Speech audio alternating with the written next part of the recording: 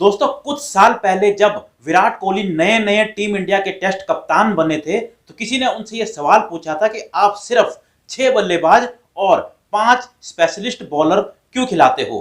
तो विराट कोहली ने जवाब दिया था कि अगर रन बनाने होंगे तो ये 6 बल्लेबाज ही रन बना लेंगे, नहीं तो आप जितनी मर्जी लंबी बैटिंग कर लीजिए, आपसे रन नहीं बनेंगे।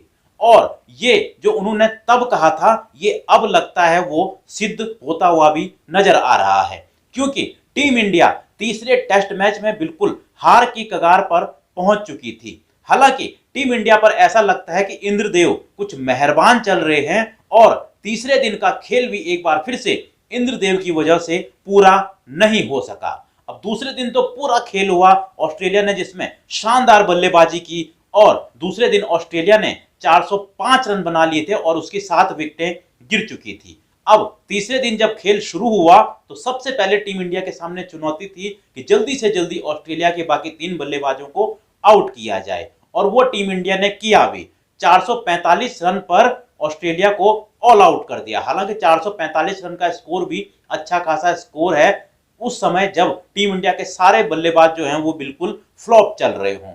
और टीम इंडिया की गेंदबाजी की बात करें तो जसप्रीत बुमराह सबसे सफल गेंदबाज एक बार फिर से रहे हैं, 6 विकेटें उन्होंने ली हैं। वहीं सिराज को भी 2 विकेटें मिली हैं। लेकिन उसके बाद बारी थी एक बार फिर से टीम इंडिया की बल्लेबाजी देखने की, बल्लेबाजों को देखने की, और एक बार फिर से वही नजारा, टीम इंडिया का टॉप ऑर्डर बुरी तरह से फ्लॉप हो गया और शुरुआत में ही पहले ओवर में ही यशस्वी जायसवाल चलते बने। उसके थोड़ी देर बाद शुभमन गिल भी चलते बने और विराट कोहली का फ्लॉप शो भी लगातार जारी रहा और तीनों बल्लेबाज जो हैं वो लंच से पहले ही आउट हो गए।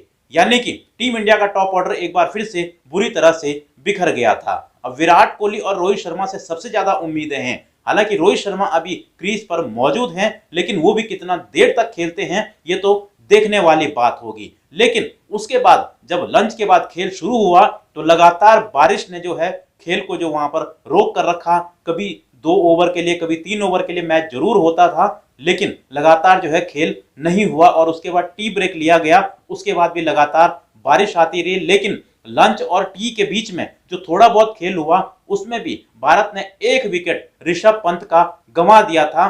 4 विकेटें भारत ने 50 रन से पहले ही गंवा दी थी और ऐसा लग रहा है कि टीम इंडिया इस मैच में बिल्कुल अपनी हार जो है वो पक्की करती हुई नजर आ रही है। हालांकि इंद्रदेव जो है वो जरूर टीम इंडिया पर मेहरबान होते नजर आ रहे हैं। अब टीम इंडिया के सामने एक ही ऑप्शन है कि वो वहां पर टिक कर खेलें, बहुत ज्यादा रन बनाने की जरूरत नहीं है। अब इस मैच को सिर्फ ड्रॉ करने के बारे में सोचा जा सकता है, बाकी अब अगले मैचों की प्लानिंग बनानी पड़ेगी। लेकिन अब देखना होगा कि क्या चौथे और 5वें दिन टीम इंडिया इतना स्कोर बना पाएगी कि वो मैच को ड्रॉ कर ले, क्योंकि अभी तो 246 रन तो टीम इंडिया को सिर्फ फॉलो ऑन बचाने के लिए ही जो है यहाँ पर बनाने पड़ेंगे। अगर उतना नहीं बनाती है तो फिर हो सकता है कि इस मैच में भी टीम इंडिया हार जाए, क्योंकि ऑस्ट्रेलिया जरूर फिर टीम इंडिया को फॉलो ऑन खिलाना चाहेगी। अब ये तो देखना होगा कि टीम इंडिया के जो बल्लेबाज हैं वो कितनी देर तक बल्लेबाजी करते हैं और अपनी पहली पारी में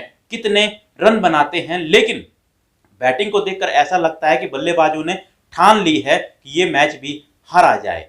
आप टीम इंडिया की इस बल्लेबाजी लाइनअप के बारे में क्या कहना चाहोगे, जहां पर 8 नंबर तक बल्लेबाजी है, लेकिन फिर भी जो टॉप ऑर्डर है वो इतना फ्लॉप हो रहा है कि नीचे के बल्लेबाज क्या कर सकते हैं, क्योंकि टॉप ऑर्डर जब तक रन नहीं बना पाएगा तो नीचे के बल्लेबाज कुछ नहीं कर पाएंगे। नीचे के बल्लेबाज अगर थोड़े बहुत रन बनाते भी हैं, जैसे कि नीतीश रेड्डी ने पिछले मैचेस में बनाया है, उसका कोई फायदा नहीं होता है जब तक आपका टॉप ऑर्डर रन न बनाए। और इस मैच में भी टॉप ऑर्डर एक बार बुरी तरह से फ्लॉप होता नजर आ रहा है और अब उम्मीद जो है वो रोहित शर्मा से है, जो क्रीज पर अभी मौजूद हैं। अब उनका भी देखना पड़ेगा कि फ्लॉप शो उनका कब खत्म होता है।